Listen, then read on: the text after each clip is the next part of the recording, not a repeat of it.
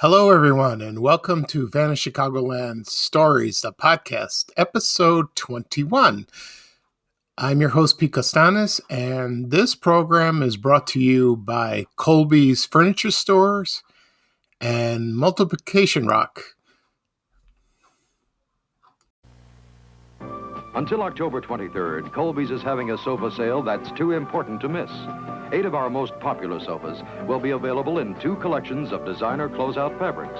And depending on your choice, the sofas are sale priced at $499 or $599, a savings of 25 to 40%. And there are matching love seats and chairs available. So come to Colby's for a sofa sale too important to miss. Colby's, Chicago, Oak Brook, Northbrook.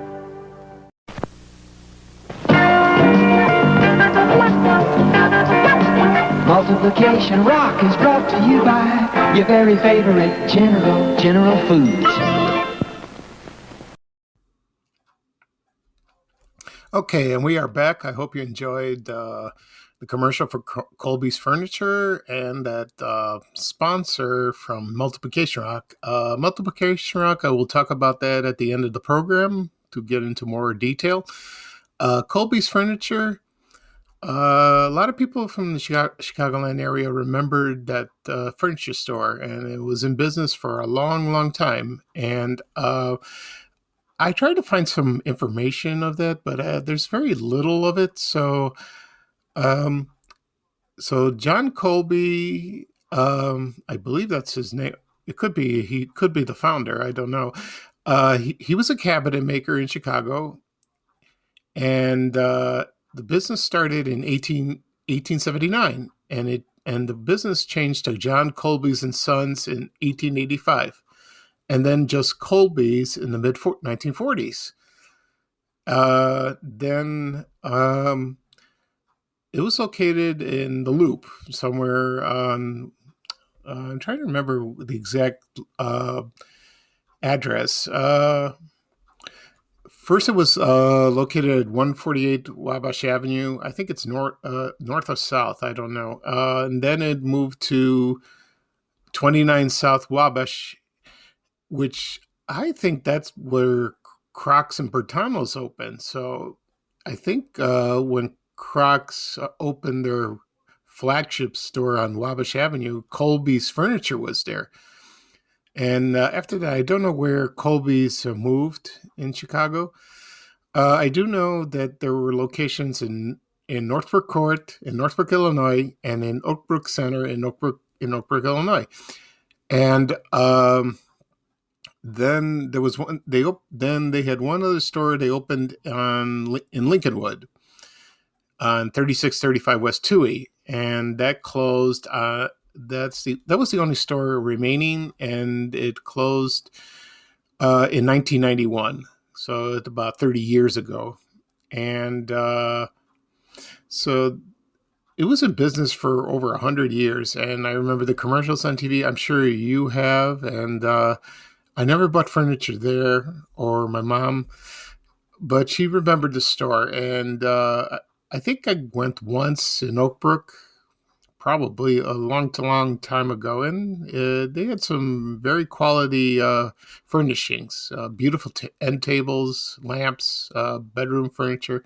I do post photos of it. The only photo I could find a long time ago was when the Oak Brook store opened in 1967 at Oak Brook Center, and they were some construction men were putting on the sign on the store. I have a photo of that somewhere.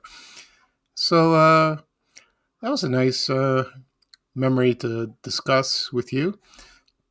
Okay, another thing I will talk about is a post I had on my Vanished Chicagoland Facebook page, and it was buffalo ice cream, and as soon as I posted that, it was an immediate hit.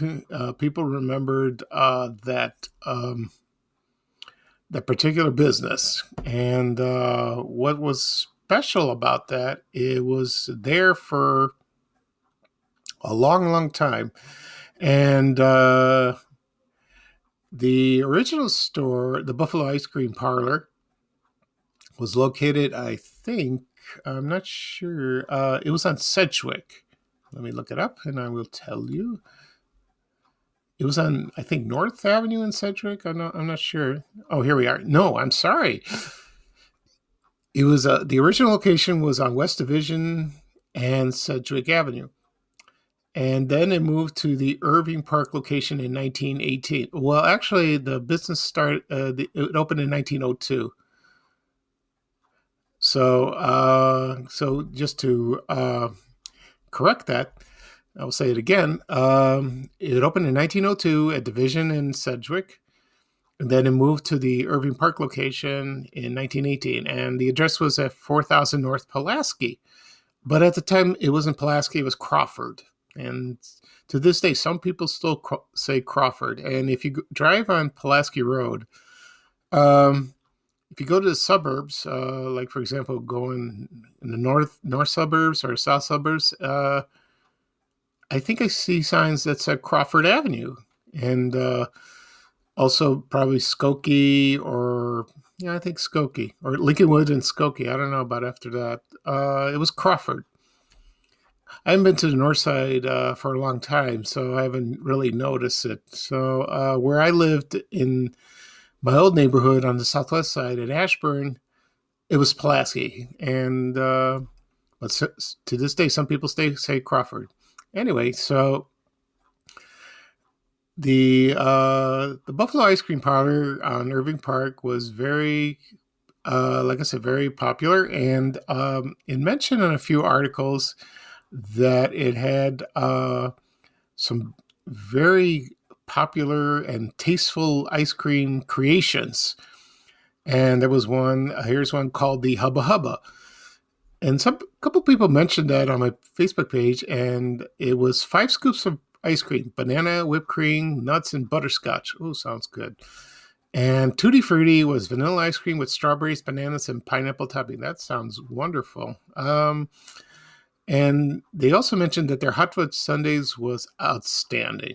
It was great. I never been to that. I never been there. I found the menu of Buffalo Ice Cream Parlor, and let's see, it had, of course, hot fudge sundaes, banana splits. Let's see what else, milkshakes, or just plain sodas. Let's see, I can't see. Yeah, so they had those two I mentioned, the Tutti Frutti and the Hubba Hubba. And they also had the Buffalo Special. Not only served ice cream there, they also had sandwiches. Like for example, they had cheese hamburgers. They had olive burgers, which I mentioned that the other restaurant was the Peter Pan restaurant. They were famous for their olive burgers. They also had their specialty buffalo burger. I don't know if it was made out of buffalo meat. I don't think so.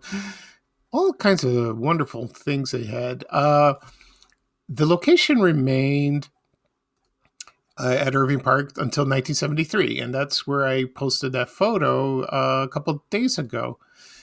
And it moved to Morton Grove, and then it went to Buffalo Grove. Now, I found the original owner of Buffalo Ice Cream, and his name was John Korobilas, and he was Greek, of course. And he did find that. And let's see. So I don't know if he was the original owner. I don't think he was, because I'm sure there were others before that who actually founded the place. But he did ran it in the early 20s until World War II. And he had a brother, Mike, and they ran it together. And so I don't know if they sold it to their sons afterwards. I don't know. I have no idea. And then the two brothers left, and they started opened a real estate office and selling commercial property until they passed away. So Right. Right now, the location at Irving Park, they tore down the building, and I've read somewhere that a lot of people from the neighborhood, especially people who like to preserve Chicago architecture, were just livid about it because because it was a beautiful building, and well, I guess it didn't work. So now there's a Shell gas station on the corner, and I saw it on Google Maps, and it looked kind of depressing, because there's another gas station across the street. And that photo in 1973, it showed the CTA trolley, which were the Green Hornets. And some people asked, when did the CTA Hornets cease running in Chicago? And that was indisputable. So it could have been, but I did find out it was in 1973. So that photo was taken in 1973, and that was probably the last year. And I rode a couple times on that. And I remember we went to, my family and I, we went to a church festival at Holy Trinity, which was located at Diversey, west of Austin. And that was in the early 70s. And we took the Green Hornet, and that's a fun ride. At the time, we didn't drive at the time, when my mom didn't drive at the time. And let's see. So Holy Trinity Church closed about a couple of years ago. I went there right before it closed, and it was deteriorating. But a lot of people wanted to keep it, but the neighborhood changed. So, and a lot of people moved away. So, and the membership was very low. So they sold it, and right now I'm not sure where it's located. I think last I heard it's somewhere in Des Plaines. They have a little church. They had probably a location in some cemetery. So they're trying to bring it back.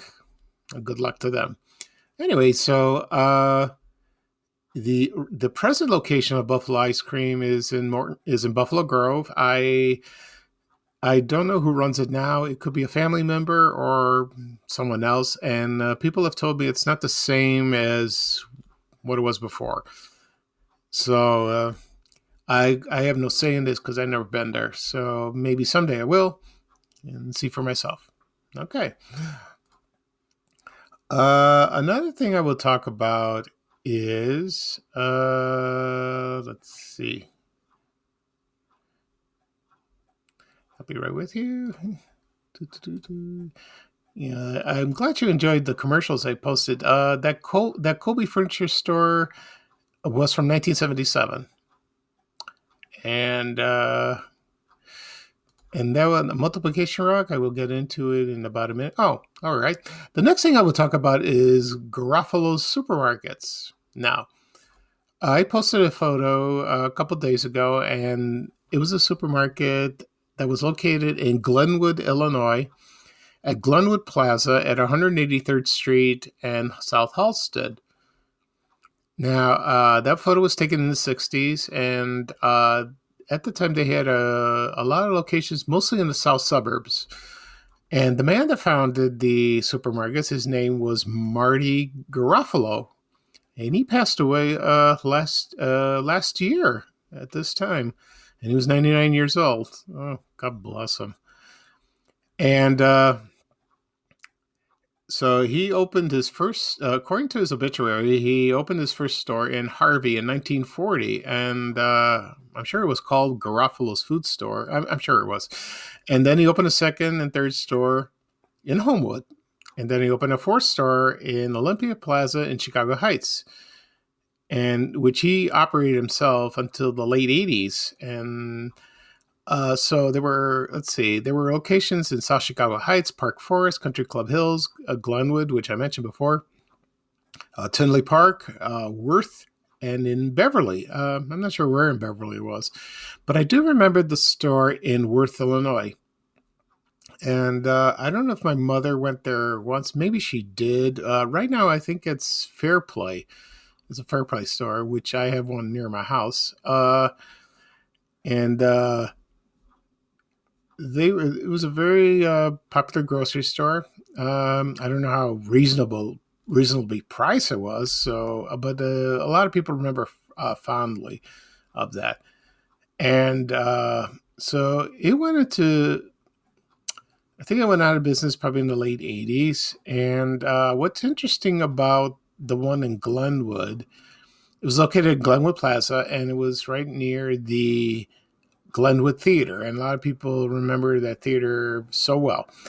And they also had a restaurant there, a Chinese restaurant called the Dragon Inn. I didn't go much into detail looking, searching photos and all that, but from what I heard from people, that it was a very popular place. Last I heard, it moved to Indiana. I don't know if it's still there. I don't know, but at the time when it was in Glenwood, they said it was wonderful. So maybe someday I'll talk about that place. Okay. All right. The next thing I will talk about is Multiplication Rock. And why do you ask yourselves and me, why did I post this? Because this is one of the favorite things I loved watching when I was growing up. And it was part a series of educational short films from the called Schoolhouse Rock. And that debuted in January 6, 1973. And so there were about 7 themes of that. And let's see. The first one was, of course, Multiplication Rock. I'll go into more detail of that. And then it was Grammar Rock. For example, they talked about nouns, verbs. One famous thing was conjunction junction. People unpack your adjectives. And lolly, lolly, lolly, get your adverbs here. And prepositions, interjections. And the songs were so catchy. You can't get them out of your head. And they were wonderful. And they aired them when you were watching TV on Saturday mornings on ABC during the cartoons. Like, for example, if they showed reruns of Scooby-Doo, and I remember sometimes I watched Goober and the Ghost Chasers, or not Speed Race, not Speed Race, excuse me, Speed Buggy. I think it was on Channel 2. I'm not sure. So that's what it showed. Oh, of course, Super Friends. I remember that, and that was great. So I will talk about Multiplication Rock, for example, because that one is my favorite. I love Grammar Rock, but this one was much better. So Multiplication Rock, there were about 11 episodes, aired from the first time it aired January 6th of the debut of the show until March 31st. And the episodes, I'll just go through them real quickly. The first one they aired was, a couple were out of order. So the first one was 3 is a magic number. The second one was My Hero Zero. And then number 3 was, they talked about the number 2. Also, the first episode, they talk about number 3. The second episode, the number 0. And then the third episode was the number 2, which is odd. I don't know why they did that. Next was the Four-Legged Zoo. They talk about the number 4. Ready or Not, Here I Come. They talk about the number 5. And then next was I Got 6. Next was Lucky 7 Samson. They talk about the number 7. I remember there was a rabbit, and he had like a black circle around his left eye, and the number 7 on his right foot. Excuse me. And then we have Figure 8. I remember that. That was a quiet song, and then the next one was a little controversial, and it was called Naughty Number 9, and it was like a fat cat, and he looked like Minnesota Fats, and he played a game of 9-ball and he used the mouse as a cue ball, and they talk about the number 9, and so they didn't want smoking, in children's programming at the time. Well, they still don't, but the character number 9, he was puffing on a cigar. And so they eventually accept it. So they didn't edit it or change it like that, but they almost did. So it's been left alone. So I'm glad about that. And then the next one was The Good 11 and Little 12 Toes. Now, the strange thing about this is the number 1 is missing, And number 10 is missing. I don't know why. I don't understand. Unless I missed them. But I don't remember seeing shorts about the number 10 or the number 1. No, anyway. So they aired those episodes for a long time on ABC, which was WLS on Channel 7. And so eventually they were released on DVD or first VHS. So I did buy them on the first time I bought them was on on DVD, and it was like a bootleg at a comic book convention.